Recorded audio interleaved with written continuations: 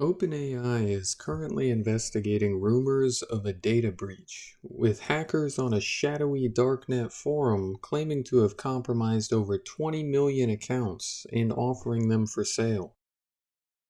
The initial claim surfaced Friday, with the individual behind the claim offering an apparent sample of stolen data.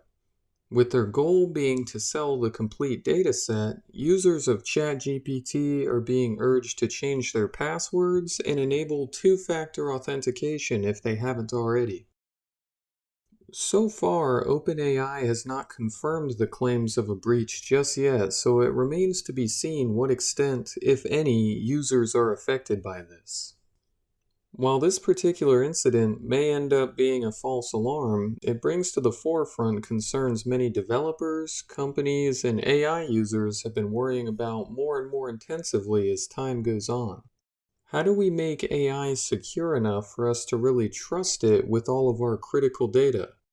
If history has taught us anything, it's that centralized solutions for extremely confidential data is always going to expose us to a significant level of risk.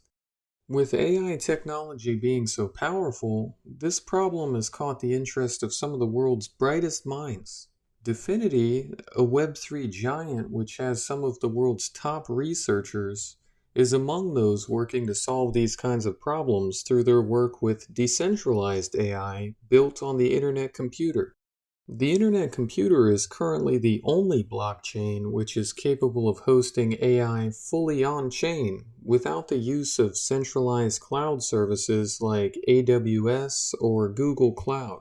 While these capabilities are still in their infancy, we're already seeing rapid progress with things like DeepSeek's AI already being put on-chain by a project called ICPanda. Our team here at Yuku is also doing our part to bring AI agents to Web3, and in the coming months, we expect to begin rolling them out.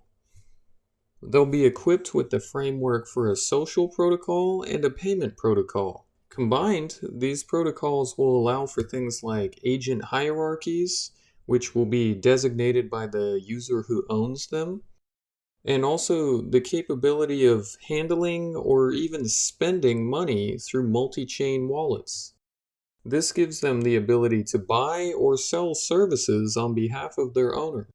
All of these things are being done with an intensive focus on security, and as such, it's easy to understand why we've picked ICP as the network we're building on.